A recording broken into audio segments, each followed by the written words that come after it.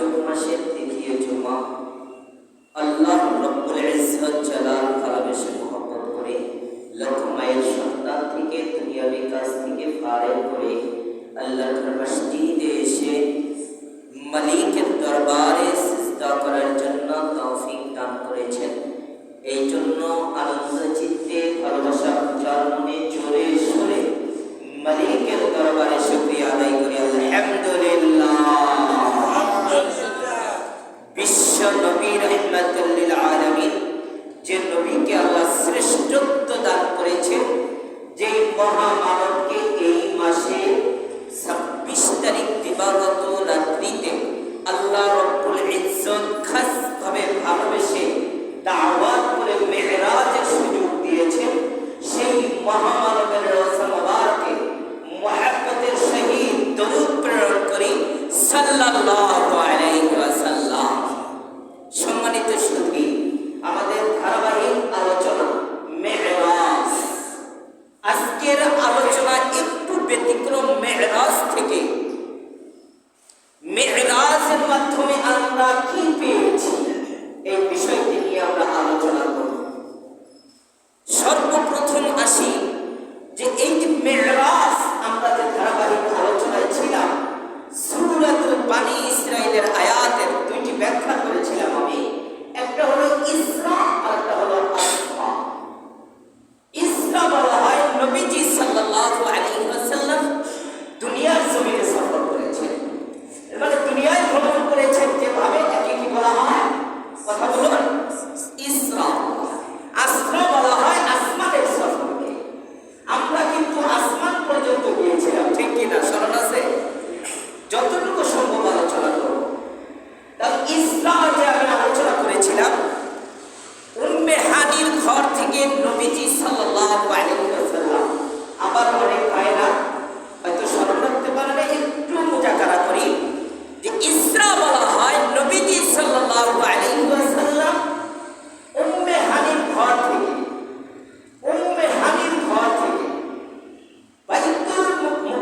বাইতুল্লাহ অর্থাৎ কাবা শরীফ, হাতিমে কাবা, এই কাবাতে নবীজিকে জিবরাইল নিয়ে যান।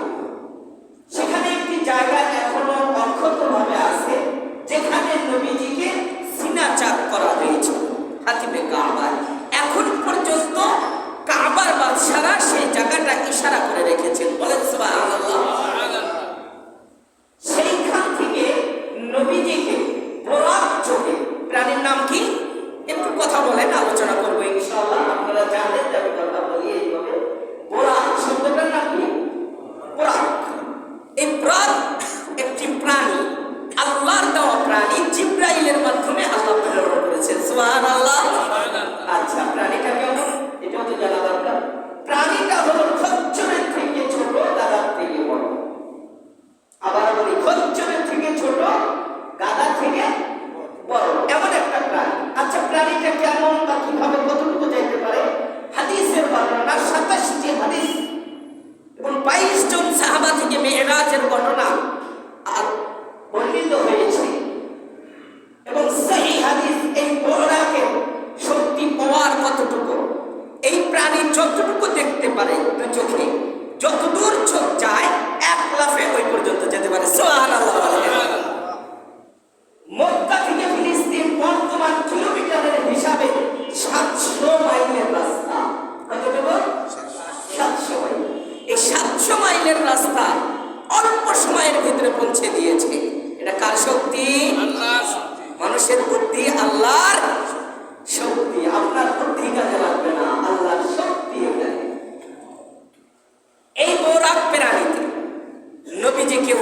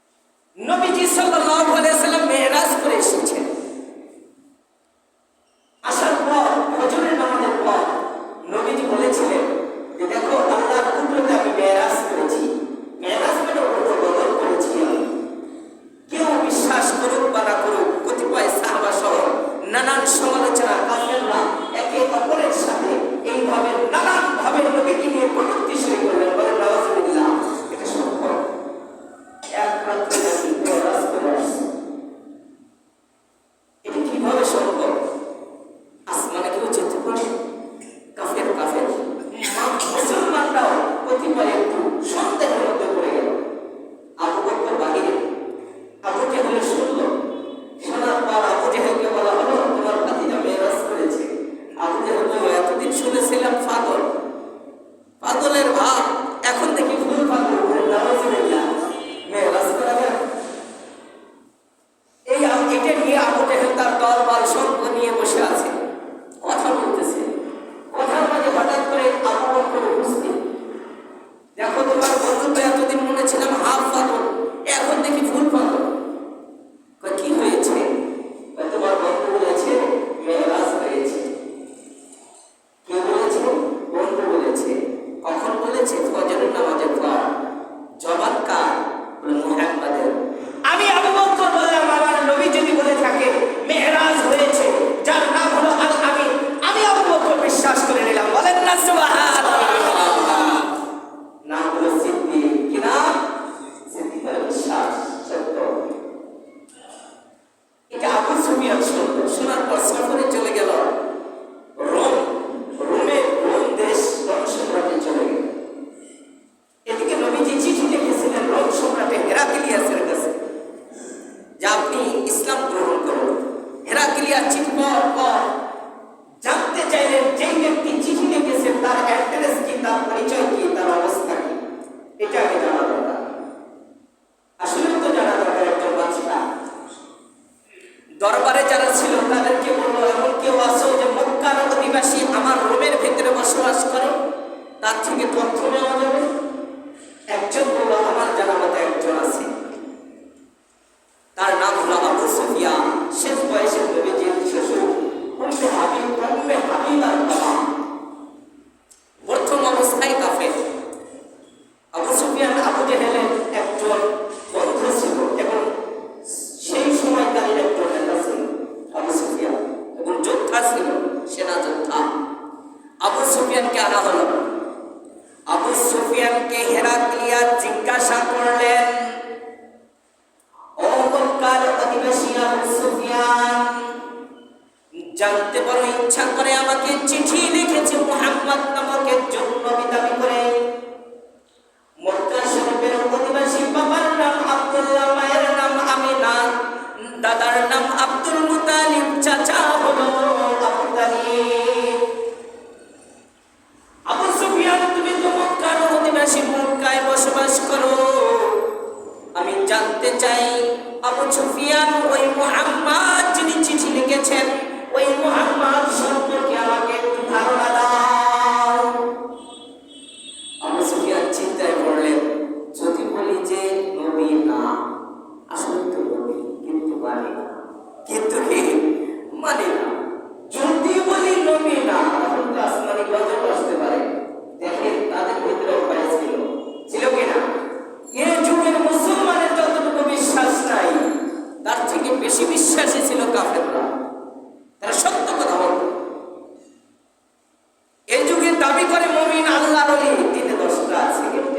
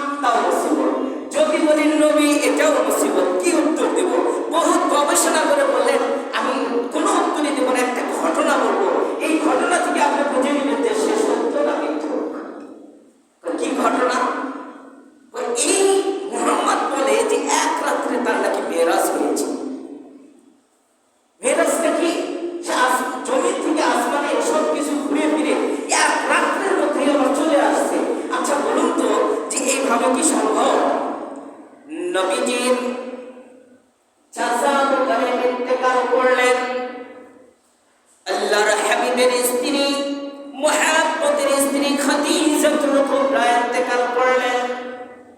বিশ্বনবী মক্কা শরীফের গিলাফ ধরে ধরে কান্নায় ভেঙে পড়লেন। একজন ছিল রাজনৈতিক ভাবে তার বন্ধু, চাচা, সহযোগী, আর একজন ছিল আর্থিক ভাবে তার দাম্পত্য জীবনের একজন সঙ্গী। দুজনকে হারিয়ে ফেললেন। বিশ্ব নবী কান্নায় ভেঙে পড়লেন, টেনশনে পড়ে গেলেন। মালিকের সহ্য হলো না। মালিক বললেন, যাও জিব্রাইল, যাও জিব্রাইল, আমার বন্ধু প্রেসারে পড়েছে। আমার বন্ধুর চোখের পানি যদি জমিনে পড়ে আমি বড় কষ্ট পাবো রে জিব্রাইল। যাও জিব্রাইল, আমার বন্ধুর কাছে সান্ত্বনা নিয়ে যাও।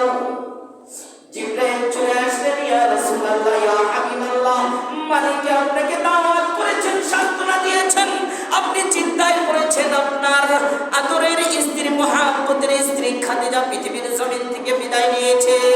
আপনার রাজনৈতিক বন্ধু এবং রাজনৈতিক সহযোগী আপনার চাচা মুজারে পৃথিবী থেকে বিদায় নিয়েছে।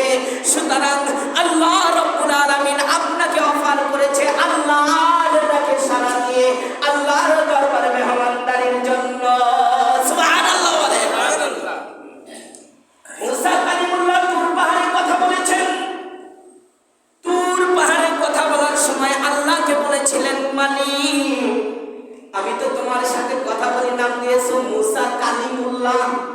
কালিমুল্লাহ মানে কথা বলা, আল্লাহর সাথে কথা বলা। তা আমাকে নাম দিয়েছিল কালিমুল্লাহ। মালিককে বলে, আসমানের মালিক, পৃথিবীতে এমন কেউ আছে কিনা যে আমার থেকেও কাছে তোমার সাথে কথা বলবে? প্রশ্ন করলেন আল্লাহকে। আল্লাহ রাব্বুল আলামিন বললেন, অবশ্যই আছে। আবার বললেন, আমি তো তোমার সাথে একেবারে কাছে কথা বলি। আল্লাহ রাব্বুল আলামিন বললেন, মুসা কিভাবে কথা বলো? আমি নিচে, আমি উপরে। আপনি তুর পাহাড়ের উপরে, আর আমি কোথায়? তুর পাহাড়ের নিচে। একটু না না রে মুসা, তুমি নিচে আমি উপরে, এমন নয়। তোমার আর আমার কথার মধ্যে একটা পার্টিশন রয়েছে, পর্দা রয়েছে। আমি পর্দার আড়ালে কথা বলি তোমার সাথে, সরাসরি না। তুমি আমাকে দেখো না, তুমি আমার আওয়াজ, গায়েবী আওয়াজে কথা বলো। মুসা চিন্তা করে গেলেন, তাহলে পার্টিশন আছে, এর মানে ভালোবাসা আমার থেকেও মানে একটু হলেও, উদাহরণস্বরূপ একটু হলেও কম আছে পার্টিশন। আল্লাহ রাব্বুল আলামিনকে প্রশ্ন করলেন, মালিক এমন কে রয়েছে আমার থেকেও নিকটবর্তী হয়ে কথা বলবে? আল্লাহ রাব্বুল আলামিন বললেন, মুসা শুধু ওই ব্যক্তি না, ওই ব্যক্তির যারা উম্মত হবে, শেষ জামানার একজন নবী মুহাম্মদুর রাসূলুল্লাহ, ওই মুহাম্মদের যারা উম্মত হবে তারাও আমার সাথে পার্টিশন ছাড়া কথা বলবে। জোরে বলা যাবে? আরো জোরে। সুবহানাল্লাহ। পার্টিশন ছাড়া কথা চলবে। মুসা আলাইহিস সালাম বললেন, কিভাবে কথা হবে? নামাজের মাধ্যমে, নামাজে দাঁড়াবে বান্দা, কথা হবে আমার সাথে। নামাজে দাঁড়াবে বান্দা, কথা বলবো আমি। বান্দারা কোরআন তেলাওয়াত করবে, আমি আল্লাহর সাথে কথা বলবে। আমার জবানগুলো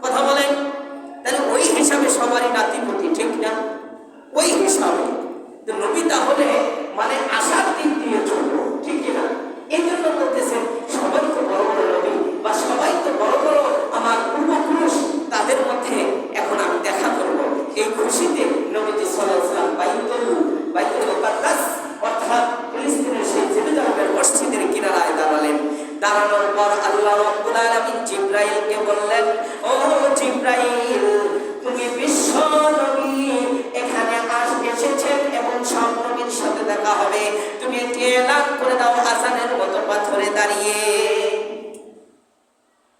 জিবরাইল আলাইহিস সালাতু ওয়াস সালাম মালিকের পক্ষ থেকে যখন আদেশ হয়ে গেল, জিবরাইল এলান করলেন, সকল নবীদেরকে আহ্বান করলেন। আল্লাহ রাব্বুল আলামিন তাদেরকে কুদরতিভাবে সমস্ত নবীকে এক জায়গায় করলেন, এক জায়গায় করে বিশ্ব নবীর সাথে মুলাকাতের ব্যবস্থা করে দিলেন। সুবহানাল্লাহ। হেরাক্লিয়াস বলল, ও আবু সুফিয়ান, তুমি কি বলতে চাও? আবু সুফিয়ান বলল, আমার সেই ভাতিজার ইতিহাস শুনে নাও। ভাতিজা বলে, এক রাত্রে উম্মে হানির ঘর থেকে বাইতুল্লাহ থেকে আবার বাইতুল মুকাদ্দাস থেকে আবার আরশ কুরসি সিদরাতুল মুনতাহা সাত আসমান জমিন ভেদ করে জান্নাত জাহান্নাম দেখেছে। আবার ওই রাত্রেই ফিরে এসে দেখে যে তার ওজোর পানিটা পড়তেছে। এটা বলেছে আমার ভাতিজা, ও হেরাক্লিয়াস সম্রাট, তুমি বুঝে নাও, এই ঘটনা যদি সঠিক হয়ে থাকে তাহলে তো নবী হবে, আর যদি সঠিক না হয়ে থাকে বুঝে নাও। তাও বলে না যে নবী না, এটা নবী না ভয়। হেরাক্লিয়াস চিন্তা করলো, আসলে আশ্চর্য কথা, এটা হতে পারে এক রাত্রের কাহিনী। আচ্ছা, আল্লাহ বলেছেন আশ্চর্য কথা, গত জমায় বলেছে, ঠিক কিনা বলেন? আল্লাহ তো বলেছেন আশ্চর্য কথা। এখন যদি একটা রোমান্টিক কথা বলি, আপনারা কি বলেন? বলেন দেখি। সুবহান আল্লাহ মানে কি? আশ্চর্য বিষয়। আল্লাহ বলেছে সুবহানাল্লাযী আসরা বিআবদিহি, আশ্চর্য কথা। এখন উনি বলেন তো আশ্চর্য কথা। তো এটা বলার পর এখন দরবারে যারা আছে তাদের মধ্যে থেকে জিজ্ঞাসা করলো যে কোনো পাত্রী আসো যে এটা গণনা করে হিসাব করে বলতে পারবে যে আল্লাহ নবীর এই ইতিহাস যে দাবি করেছিল সঠিক দাবি ঠিক? একজন পাত্রী আসার পর বলল, হ্যাঁ, আমি যদি আবার শুনি তাহলে কিছু একটা আইডিয়া দিতে পারবো। আবু সুফিয়ান আবার রিপ্লাই করে সেই ঘটনা বললেন। বলার পর চিন্তা করলেন যে এই ঘটনা তো আমার সাথেই ঘটেছে। বলেন না সুবহানাল্লাহ। পাত্রী খ্রিস্টান ডাক দেয়, ও হেরাক্লিয়াস রোম সম্রাট, আপনি যদি আমাকে অনুমতি দেন ছোট্ট একটা ঘটনা শোনাবো। কি ঘটনা? যেই দিন নবীজির মেরাজ হলো, বিশ্ব নবী মেরাজ করবেন, ওই দিন আমাদের বাইতুল মুকাদ্দাস তো আমাদের দখলেই ছিল, এখনো আমাদের দখলে আছে। আমরা গির্জা হিসাবে ব্যবহার করি, আমরা পেট্রোল হিসাবে ব্যবহার করি, আমরা জেরুজালেমের দখলে রেখেছি। সুতরাং ওই দিনকার ইতিহাস যদি আপনি শোনেন, আপনি নিজেই বলবেন সত্য না মিথ্যা। ইতিহাস হলো যে আমি যখন বাইতুল মুকাদ্দাসকে ঝাড়ুটারু দিয়ে ইত্যাদি শেষ করে ঘর থেকে বের হব, যতগুলো দরজা রয়েছে, জানালা রয়েছে, সব দরজা জানালাগুলো আমি লাগিয়ে দিলাম। লাগানোর পর মেন দরজা যেটা, এই মেন গেটটা আমি লাগানোর জন্য অনেক চেষ্টা করেছি, কিন্তু লাগাইতে পারি না। চিন্তা করলাম হতে পারে আমার শক্তির অভাবে লাগাইতে পারি না। আশেপাশে মানুষকে ডেকে নিয়ে আসছি যে দেখো দরজার কোনো প্রবলেম আছে কিনা, লাগানো যায় না কেন। সবাই মিলে চেষ্টা করেছি, দরজা লাগাইতে পারি নাই। কোনো রকম ভাবে চাপিয়ে দিয়ে আমি চলে আসছি। সকাল যখন হলো, আমার মাথায় আসছে যে এই দরজা তো খোলা আছে বাইতুল মুকাদ্দাসে, তাহলে তো চুরি হতে পারে, ঠিক কিনা বলে? নানা টেনশনে আমি দৌড়িয়ে আসছি। আসার পর দেখতেছি বাইতুল মুকাদ্দাসের সামনে যে মরুভূমির একটা প্রান্ত ছিল, সেই মরুভূমির ভিতরে হাজার হাজার পায়ের ছাপ। সুবহানাল্লাহ বলে। এরপরে আমি একটি পাথরের কাছে যাই, দেখি যে সেখানে একটা প্রাণীর ছাপ। সেই প্রাণী আবার সেখানে ছিল দীর্ঘ সময়, এটাও বোঝা যায়। এসব কিছু দেখে দৌড়িয়ে আমি মসজিদে যাই। মসজিদে যাওয়ার পর বাইতুল মুকাদ্দাসে যাওয়ার পর যেই দরজাটা নিয়ে আমি কড়াকড়ি করেছি, চেষ্টা করেছি, সেই দরজাটা আবার ট্রাই করলাম। আবার ট্রাই করতে গিয়ে দেখি একেবারে ইজি, অটোমেটিক লেগে যাচ্ছে। বলেন না সুবহানাল্লাহ। কারণটা হলো বিশ্ব নবী যখন বাইতুল মুকাদ্দাস পৌঁছে গেলেন, যাওয়ার পর আল্লাহ রাব্বুল আলামিন নাম দিয়েছেন খাতামান নবিয়্যিন, শেষ নবী আমার নবী, ইমামুল মুরসালিন, সমস্ত নবীর ইমাম হলো বিশ্ব নবী। আল্লাহ রাব্বুল আলামিন যখন জিবরাইলের মাধ্যমে এলান করলেন, এলান করার পর সব নবীরা চলে আসছে। আসার পর এখন সামনে মুসাল্লার ভিতরে ফাঁকা, জিবরাইল দাঁড়িয়ে গেলেন, শুকরিয়ার নামাজ আদায় করা হবে। জিবরাইল আলাইহিস সালাম বললেন, কে করবে ইমামতি, কে দাঁড়াবে এখানে ইমামতি করবে? জিবরাইলকে মালিক বললেন, বললেন, তুমি কি বোঝো না, তুমি কি জানো না, যেই নবীকে আমি মেরাজ করেছি, যেই নবীকে দাওয়াত করেছি, যেই নবীকে নাম দিয়েছি হাবিবুল্লাহ, আমার বন্ধু, আজকে ইমামতি কি অন্য নবী করতে পারবে? না না না, আমি মালিকের আদেশ, তুমি জিবরাইল বিশ্ব নবীর হাতটা ধরে ইমামের জায়গায় দাঁড়িয়ে দাও। সুবহানাল্লাহ। ইমামতি করবে আজকে বিশ্ব নবী। আল্লাহর নবী সামনে দাঁড়িয়ে গেলেন, নামাজ শেষ হয়ে গেল, শুকরিয়ার নামাজ নবীগুলোর সাথে হয়ে গেল। নবীরা যখন বের হয়েছেন, তাদের পায়ের ছাপগুলো সেই খাদেম করেছিল, এই পায়ের ছাপ এবং সেই বড় বুরাক নামক প্রাণী যেটা বাঁধা ছিল, এটাও করেছিল। এই ঘটনা শোনার পরে হেরাক্লিয়াস হেডকে আশ্চর্য কথা, আমার খাদেম আমাকেই বলতেছে যে এটা বাস্তব ঘটনা, আপনি যদি কালিমা গ্রহণ না করেন আমি গ্রহণ করে দিলাম। বলেন না সুবহানাল্লাহ। আমি কালিমা গ্রহণ করে দিলাম। এখন আবু সুফিয়ান দেখতেছে আশ্চর্য বিষয়, যেখানে যা বিপদ, যেখানে যা বাঘের ভয়, সেখানে রাত্রি পোহায়। আমি এখানে চেয়েছিলাম আমার সম্মানটা বাড়াইতে, এরপরে না আমার ভাতিজার সম্মানটাই বেড়ে গেল। সম্মান দেওয়ার মালিক কে? আল্লাহ। আপনি অন্যের ক্ষতি করতে যাবেন, ওই ক্ষতিতে আপনিই পড়ে যাবেন। যাকে বলা হয় অদূর কুণ্ডে বদুর ঘাড়ে, আপনি অন্যের দোষ চাপায় দেওয়ার জন্য চেষ্টা করবেন, ওই দোষ আপনার ঘাড়ের উপরে চলে আসবে। আবু জেহেল আল্লাহর নবীকে হত্যা করার জন্য একটা কূপ খনন করেছিল। এই কূপ খননের সময় বলেছিল যে এখানে যে সব বিশ্বনবী আসবে দেখার জন্য, তখনই ধাক্কা দিয়ে ফেলে দেবে। আবু জেহেল যখন খনন শেষ, তার খাদেম বলল যে দেখেন, আপনি তো মক্কা শরীফের বাদশা আদেশ করেছেন, তো কোনটা যদি দেখে যাইতেন এখানে মুহাম্মদকে ফালানো যাবে কিনা, অতটুকু হয়েছে কিনা। এখন আবু জেহেল বলল ঠিক আছে, আমি দেখার জন্য আসি। এখন দেখার জন্য যখন আসছে, আল্লাহর কুদরতি ভাবে আবু জেহেল কূপের মধ্যে পড়ে গেছে। সুবহানাল্লাহ। আবু জেহেল মালিকের কাছে বলে আর বেয়াদবি করবো না, উঠায় দেন। এরপরে বেয়াদবি করছে, ঠিক কিনা বলেন? এই আমেরিকা গাজাকে ধ্বংস করার জন্য, ফিলিস্তিনকে ধ্বংস করার জন্য আজকে ৭২ বছর হলো তারা চেষ্টা করতেছে যে আগুন দিয়ে হলেও জ্বালায় পুরায় শেষ করে দাও। মালিক বলে ওয়া মাকারু ওয়া মাকার আল্লাহ, আল্লাহু খায়রুল মাকিরিন। তুমি যা বলো তার থেকে আমি বেশি মক্করবাজি, আমি ছাড় দেই, ছেড়ে দেই না। তোমরা ভাবতেছো যে ফিলিস্তিন শেষ করে দেব, মালিকের ধরা খুব কঠিন, মালিকের শদীদ, মালিকের আযাব।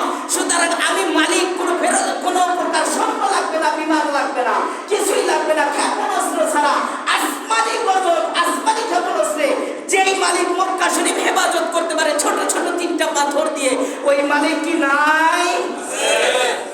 তাহলে ওই মালিক যদি থাকে, মালিকের ওয়াদা যে আমার ঘর আমি হেফাজত করবো, টেনশনের কোনো কারণ নাই। আল্লাহ রাব্বুল আলামিন বলেন কূপ খনন করেছো, ওই কূপে তুমিই পড়বে। এমন আগুন লেগেছে, দেখেন কি অবস্থা, দেখে নেবেন। কার কুদরত এটা? কথা বলতে হবে কার? আল্লাহ। এই জন্য বেশি লাফালাফি করা যাবে না। আল্লাহর ধরা কঠিন ধরা, তোমার থেকেও শক্তিশালী বাদশারা চলে গিয়েছে, তাদেরকে দেখে দেখে তুমি শিক্ষা গ্রহণ করো।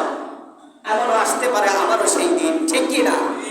তার প্রমাণ আল্লাহ দেখান যে দেখো আমি কোরআনে বলেছি আমার ঘর আমি হেফাজত করব, আমার আয়াত আমি হেফাজত করব, আমার কোরআন আমি হেফাজত করব। সুতরাং কেউ যদি এখানে আঙ্গুল দেখাইতে চায়, আঙ্গুল ভেঙে দেব, ঠিক কিনা বলে? আল্লাহ রাব্বুল আলামিন ইমামতি শেষ হয়ে গেল। ইমামতি শেষ হওয়ার পর এখন উপরে যাবেন। এখন এই প্রাণী তো উপরে নেওয়া যাবে না, এটা দুনিয়ার সফর। দুনিয়ার সফর শেষ হয়ে গেল। শেষ হওয়ার পর আল্লাহর আদেশে জিবরাইলের মাধ্যমে ঊর্ধ্ব গগন মানে হলো মেরাজ করবেন। এই মেরাজ উদাহরণস্বরূপ বোঝানোর জন্য বলি, ইতিহাসে যেটা নিয়ে আসছে সিঁড়ি পর্যন্ত। আমরা ঘরে উঠি না সিঁড়িতে, এককালে মই ছিল, মই বলা হয় গ্রামগঞ্জের ভিতরে। মই মই মানে আমরা ধান খেতে যে তৈরি করি, এটাকেও সিঁড়ি বলা হয়। এখন আমরা সিঁড়ি তৈরি করেছি। উদাহরণ, এই সিঁড়ির মতো করে আল্লাহ রাব্বুল আলামিন জিবরাইলের মাধ্যমে আদেশ করলেন তুমি নবীজিকে নিয়ে আসো। বলেন সুবহানাল্লাহ। রাগীটা বেঁধে চলে গেলেন। জিবরাইল প্রথম আসমানে যান। লম্বা ইতিহাস আগামী জুমায় ইনশাআল্লাহ আলোচনা হবে। প্রথম আসমানে নবীর সাথে দেখা হয়, দ্বিতীয় আসমান, তৃতীয় আসমান, সব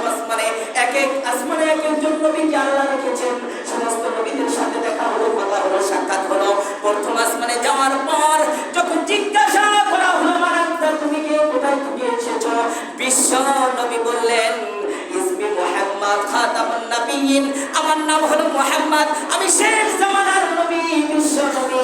সঙ্গে সঙ্গে দরজাগুলো খুলে দিয়ে বললেন, আপনার জন্য আল্লাহ রাব্বুল আলামিন আমাদেরকে অপেক্ষায় রেখেছেন, কখন বিশ্ব নবী আসবে। সর্বপ্রথম এই জান্নাতের গেটগুলো খোলা হবে। সুবহানাল্লাহ। সাত আসমান সাত জমিন চলে গেলেন এইভাবে। যাওয়ার পর যখন সিদরাতুল মুনতাহায় যাবেন, সপ্তম আসমান শেষ হয়ে গেল। শেষ হওয়ার পর জিবরাইল আলাইহিস সালাতু ওয়াস সালাম বিশ্ব নবীকে বললেন, ইয়া রাসূলুল্লাহ, ইয়া হাবিবাল্লাহ, আল্লাহর আদেশ ছিল এই আসমান পর্যন্ত আমি আসতে পারবো। আমাকে যে শক্তি দিয়েছেন আল্লাহ রাব্বুল আলামিন, আমাকে যে সৃজন করেছেন নূরের তৈরি করে, এই আসমান পর্যন্ত আসার শক্তি দিয়েছেন। সুবহানাল্লাহ। এই আসমান পর্যন্ত আমি আসতে পারবো। এরপরে যাওয়ার শক্তি আমার নেই। মালিককে বলেছেন, আল্লাহর নূরের তাজাল্লি, এই নূরের তাজাল্লি শুধুমাত্র কেবলমাত্র বিশ্ব নবী যেতে পারবে। সুবহানাল্লাহ বলবে, আর জোরে বলেন সুবহানাল্লাহ। শুধুমাত্র বিশ্ব নবী যেতে পারবে। এখন কিভাবে যাব? প্রাণীর নাম কি বলেন? জান্নাতি প্রাণী। এই জান্নাতি প্রাণীকে আল্লাহ ওখানে নিযুক্ত করলেন। এই রফে উঠে এক লাফে আল্লাহর সিদরাতুল মুনতাহা আরশ কুরসিতে পৌঁছে যাবে। সুবহানাল্লাহ। এই প্রাণী নিয়ে গেল আল্লাহ পর্যন্ত।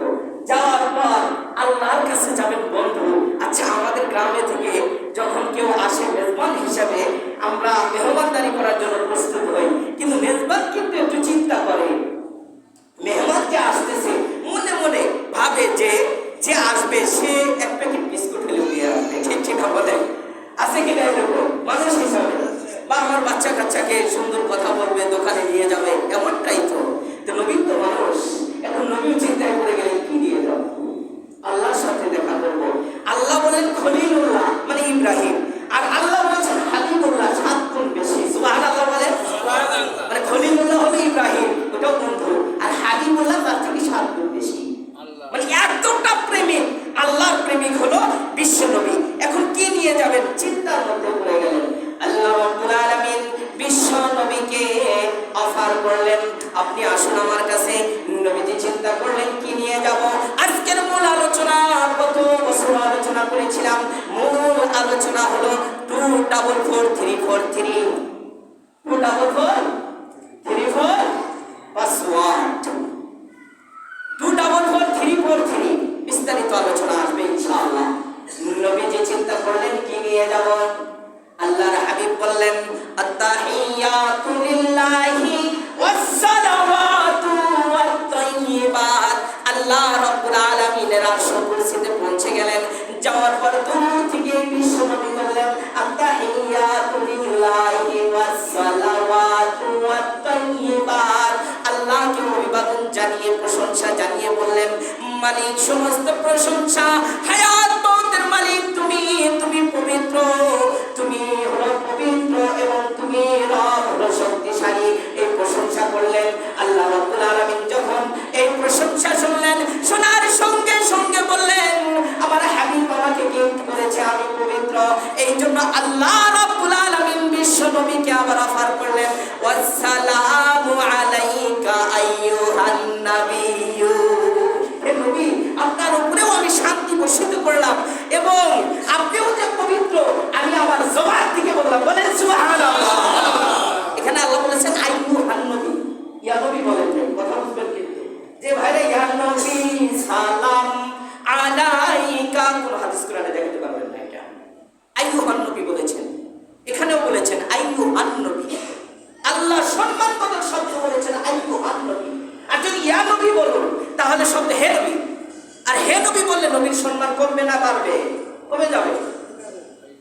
আইয়ুহান শব্দ ব্যবহার করেছেন, সম্মান সূচক শব্দ ব্যবহার করেছেন। এজন্য আল্লাহ বললেন আইয়ুহান নবী, নবীকে সম্মান দিয়ে বললেন আমার রহমত আপনার উপরে নাযিল হোক। সুবহানাল্লাহ। এখন নবী চিন্তায় পড়ে গেলেন, শুধু আমার উপরেই রহমত আসবে আর বাকি আমার উম্মত তো জাহান্নামের চৌরাস্তা দিয়ে ঘুরবে, উপায় কি? আল্লাহ রাব্বুল আলামিন বললেন, ওয়া রাহমাতুল্লাহি ওয়া বারাকাতুহু, রহমত এবং বরকত নাযিল হোক আপনার উপরে। বিশ্ব নবী রাহমাতুল লিল আলামিন বললেন, না না না, শুধু আমার উপর রহমত নাযিল হবে এমন না, আসসালামু আলাইনা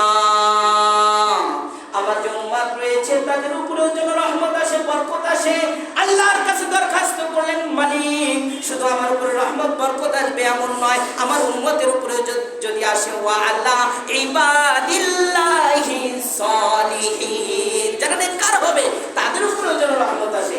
এখন এদিকে গায়েবী আওয়াজ, বন্ধুর সাথে আলোচনা, গল্প গুজব এসব কিছু চলতেছে, ফেরেশতারা মাঝখান থেকে চিন্তায় পড়ে গেছে। আশ্চর্য ব্যাপার, দেখবেন যে প্রেমিক প্রেমিকা যে গল্প শুরু করে তাদের গল্পটা কিন্তু শোনা যায় না, দূর থেকে একটু মনের ভিতরে আসে, কিছু মধুর মধুর কথা যদি একটু শুনতে পারতাম, ঠিক কিনা বলেন? এই জাতীয় কিছু আছে আমার যুবক ভাইরা। এখন এই মধুর আলোচনা কেমনে শুনবে? না শুনে তারা টেনশনে পড়ে গেল। আপনার তো একটা কিছু বলা দরকার, গায়েবী আওয়াজ আসছে আমি আপনাকে ভালোবাসি, আবার সেই পাশ থেকে উল্টা রিপ্লাই আসছে আমিও তোমাকে ভালোবাসি, আমরা কি করবো মাঝখানে? একটা কিছু তো করা দরকার। সবাই মিলে গবেষণায় আল্লাহর কুদরতে একসাথে সবাই মিলে বললেন, আশহাদু আল্লা ইলাহা ইল্লাল্লাহু ওয়া আশহাদু আন্না মুহাম্মাদান আবদুহু ওয়া রাসূলুহু। সুবহানাল্লাহ। সব ফেরেশতা একসাথে মিলে বললেন, তোমরা দুজন প্রেমিক প্রেমিকা আলোচনা করো, আমরা একসাথে বলে দিলাম তুমি হলো রব আর তোমার খাস বান্দা হলো মুহাম্মাদুর রাসূলুল্লাহ। এই দোয়াটা যা আমরা তাশাহুদ বলি, এটা নামাজের মধ্যে পড়তে হয়, ঠিক কিনা বলেন? তাহলে আল্লাহ এবং আল্লাহর নবী এবং হলো ফেরেশতা সমন্বয়ক যে প্রেম বা তার যা সব, আপনি যদি তাশাহুদ নামাজের মধ্যে পড়েন, এই সব এবং এই ভালোবাসার বরকত আপনার আমার আমলনামায় কে লিখে দিবে? আর যদি নামাজ না পড়েন, যদি ইমানই নাই, যাবে কেমনে? ইমানই তো নাই, যাবে না কেমনে? নামাজই পড়েন না, তাশাহুদ করবেন কোথায়? তাশাহুদে তো প্রশ্ন আসে না। 5টা মিনিট সময় নেব, আলোচনা একটু গোছাবো, শুনবেন তো ইনশাআল্লাহ? এখন আল্লাহ রাব্বুল আলামিন নানান কিছু শর্ত করাইলেন, এটা আলোচনা আসবে আগামী জুমাতে। এখন যে মূল বিষয়টা, সব বিধিনিষেধ বিধিবিধান সব নবীকে আল্লাহ জিবরাইলের মাধ্যমে নাজিল করেছেন। আবার বলি, সব বিধিবিধান শরীয়ত আহকাম সব কিছু আল্লাহ জিবরাইলের মাধ্যমে, ওহীর মাধ্যমে নবীদের উপরে নাজিল করেছেন। কিন্তু আমাদের বিধিবিধান জিবরাইলের মাধ্যমে শুধু নাজিল করা হয় নাই, স্বয়ং আল্লাহ আল্লাহর নবীকে ভালোবেসে দাওয়াত দিয়ে 7 আসমান ভেদ করে সিদরাতুল মুনতাহায় গিয়ে সেখানে পাশে বসিয়ে নাজিল করা হয়েছে। সুবহানাল্লাহ। এর মধ্যে একটা বিধান নিয়ে আলোচনা করি, নামাজ। এই নামাজটা আল্লাহ দান করলেন। হাদিস শরীফে, তিরমিজি শরীফের হাদিস, আল ফারকু বাইনাল ঈমান ওয়াল কুফর আসসালাহ আই ফি তারকিস সালাহ। নামাজ যে ব্যক্তি ছেড়ে দিবে, ইমাম আবু হানিফা এবং শাফিঈর বক্তব্য হলো সে ব্যক্তি কুফরি করে। নাউযুবিল্লাহ বলেন। নাউযুবিল্লাহ। নামাজ হলো একজন মুমিনের আর কাফেরের মধ্যে পার্থক্য। যে আপনার টুপি আছে মাথায়, নামাজ পড়েন, জীবনে একদিন হলেও পড়ছেন, মানুষে বলবে এই লোকটা মুসলমান, ঠিক কিনা বলেন? জীবনে নামাজ পড়েন নাই, তাহলে মুসলমান বলবে? হাদিসের বর্ণনায় নামাজ না পড়লে আপনি কুফরিতে পৌঁছে যাবেন, আস্তে আস্তে শিরক গুনাহ সব গুনাহ করতে করতে। এই জন্য নবীজিকে বললেন, নবীজি এখন আসার পথে একটা গিফট দিতে ইচ্ছেন আল্লাহ। এই গিফটটা হলো 50 ওয়াক্ত নামাজ। কয় ওয়াক্ত নামাজ? 50 ওয়াক্ত নামাজ। 2 ডাবল 4 3 4 3। ফজরের নামাজ 2 রাকাত, জোহরের নামাজ 4 রাকাত, আসরের নামাজ 4 রাকাত, মাগরিবের নামাজ 3 রাকাত, এশার নামাজ 4 রাকাত, বিতরের নামাজ হলো 3 রাকাত। 2 ডাবল 4 3 4 3 3 4 3। এই নামাজের পাসওয়ার্ডটা আল্লাহ দান করলেন 50 ওয়াক্ত নামাজ। কিন্তু আল্লাহ তাকে বিদায় দিয়ে, যেটা ফিকাহ কিতাবে আসছে, যা বন্ধুর সাথে যদি আরো একটু গল্প করতে পারতাম আরো একটু মজা লাগতো। সুবহানাল্লাহ বলে। আল্লাহ রাব্বুল আলামিন মুসা কালিমুল্লাহর ব্রেন ওয়াশ করে নিলেন। মুসার সাথে দেখা হয়ে গেল। মুসা কালিমুল্লাহ জিজ্ঞাসা করলেন, 6ষ্ঠ আসমান থেকে তোমাকে কি দান করা হলো, কি প্রেরণ করেছেন, কি ওহী নাযিল করেছেন? মুসাকে উত্তর করলেন, আল্লাহ রাব্বুল আলামিন আমার উপর খুশি হয়ে, উম্মতের উপরে খুশি হয়ে 50 ওয়াক্ত নামাজ দিয়েছেন। কি খুশি বিশ্বনবী, মানে খুশিতে খুশিতে বলতেছেন 50 ওয়াক্ত নামাজ। এরকম বলে অনেক সময়। আল্লাহর নবীর এই কথা শুনে মুসার চেহারা কালো হয়ে গেল। কি ব্যাপার, 50 ওয়াক্ত নামাজ? আমার উম্মতেরা 3 ওয়াক্ত নামাজ তাই করতে পারে না, আর আপনি এত খুশি 50 ওয়াক্ত করতে পারবে না? এরা আল্লাহর সাথে কুফরি করবে। সুতরাং আপনি আল্লাহর দরবারে যান, আবার আল্লাহর দরবারে গেলেন। কারণটা হলো আবার আল্লাহর দরবারে আসবে, বন্ধু বন্ধু একটু কথা হবে, বলেন না সুবহানাল্লাহ। আবারও কথা হলো 9 বার। কয়বার? আবার বলো কয়বার? 9 বার। 9 বারে যদি 5 ওয়াক্ত করে কমানো হয় কত কমে যায়? 45 ওয়াক্ত। এই 45 ওয়াক্ত নামাজ কমে গেল। কমে যাওয়ার পর আবার মুসার সাথে দেখা। মুসা বললেন কয় ওয়াক্ত নামাজ দিয়েছেন? বলে 5 ওয়াক্ত নামাজ। তখন বললেন এটাও করতে পারবে না, আবার একটু যাও।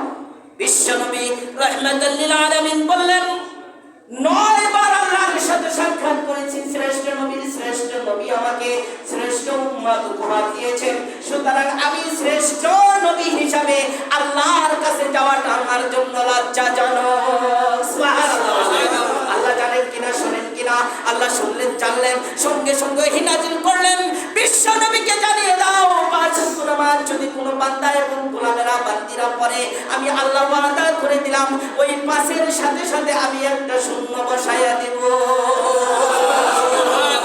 কয়েকটা নামাজের সব পাবো 50 ওয়াক্ত। আমার সাথে মেরাজ হয়েছে। বিশ্বনবী বললেন ইয়া আল্লাহ রাব্বুল আলামিনকে বললেন, মালিক আপনার সাথে তো আমার সাক্ষাৎ হয়েছে, উম্মতের তো হবে না। আল্লাহ রাব্বুল আলামিন বললেন উম্মত যদি 5 ওয়াক্ত নামাজ পড়ে, এই নামাজের নাম উপহার কিন্তু হলো মেরাজ, আল্লাহর সাথে সাক্ষাৎ করা। কোন ব্যক্তি যদি 5 ওয়াক্ত নামাজ আদায় করে, আমি মালিক বললাম নামাজের মাধ্যমে তার মেরাজ হয়ে যাবে। সুবহানাল্লাহ। আল্লাহর সাথে কালেকশন হয়ে যাবে। তোমার সাথে যেমন কালেকশন হয়েছে, এই নামাজের মাধ্যমে বান্দার সাথে বলবে আলহামদুলিল্লাহ, আমি রবের কথাই বলবে, আমি শুনবো, আমার সাথে কালেকশন হয়ে যাবে। 5 ওয়াক্ত নামাজ পড়ার সঙ্গে সঙ্গে আমি মালিক 50 ওয়াক্ত নামাজের সওয়াবটা দিয়ে দেব। সুবহানাল্লাহ। কে কে করবেন না? দু হাত দেখান। ইনশাআল্লাহ আজকে থেকে আমরা নিয়ত করলাম 5 ওয়াক্ত নামাজ পড়ার চেষ্টা করব ইনশাআল্লাহ। অনেকে হাত উঠায় নাই, এক হাত উঠাইছে, অর্ধেক আসি আলহামদুলিল্লাহ, ফজরের সাটা নাই। আল্লাহ তাআলা সকলকে কবুল করুন, জোরে বলি আমিন। একটু সময় বেশি নিয়েছি, মাফ করবেন।